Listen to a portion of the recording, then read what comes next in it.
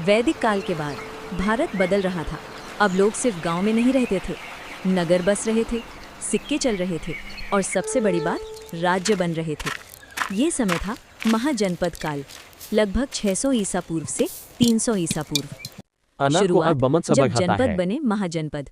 पहले लोग छोटे समूहों में रहते थे, इन्हें कहा जाता था जनपद।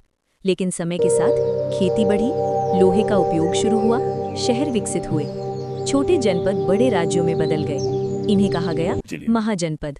16 महाजनपद भारत का नया नक्शा।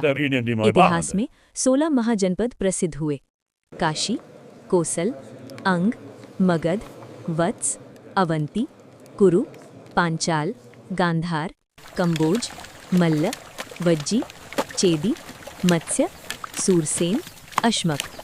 ये भारत के पहले बड़े राजनीतिक राज्य थे। शासन व्यवस्था: 2 प्रकार के राज्य। महाजनपद में 2 प्रकार की शासन व्यवस्था थी। एक, राजतंत्र यानी मोनार्की, यहाँ राजा शासन करता था। उदाहरण मगध, काशी, कोसल। राजा के पास सेना, न्याय, कर वसूली। 2, गणतंत्र यानी रिपब्लिक, यहाँ राजा नहीं, सभा शासन करती थी। उदाहरण वज्जी, मल्ल। ये दुनिया की प्रारंभिक गणतांत्रिक व्यवस्था थी। मगध, सबसे शक्तिशाली महाजनपद। धीरे धीरे एक राज्य सबसे शक्तिशाली बन गया और वो था मगध। क्यों? उपजाऊ भूमि, लोहे की खान, नदियों से सुरक्षा, शक्तिशाली राजा। राजधानी राजगृह, बाद में पाटलिपुत्र।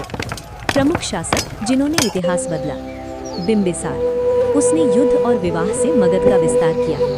अजातशत्रु, उसने नए हथियार बनाए और मगध को और शक्तिशाली बनाया। अर्थव्यवस्था: जब व्यापार बढ़ा, अब लोग खेती करते, सिक्कों से व्यापार करते, शहरों में रहते। पंचमार्क्ड कॉइन्स का उपयोग हुआ। नए धर्मों का जन्म: इसी समय लोग कर्मकांड से परेशान थे और जन्म हुआ बौद्ध धर्म, गौतम बुद्ध और जैन धर्म, महावीर। ये महाजनपद काल की सबसे बड़ी थी। अंत: जब साम्राज्य बना, धीरे धीरे मगध ने बाकी महाजनपदों को जीत लिया और जन्म हुआ साम्राज्य, मौर्य साम्राज्य। महाजनपद काल भारतीय इतिहास का वो चरण था जब छोटे जनपद बड़े राज्यों में बदल गए और भारत में संगठित राजनीतिक व्यवस्था की नींव पड़ी।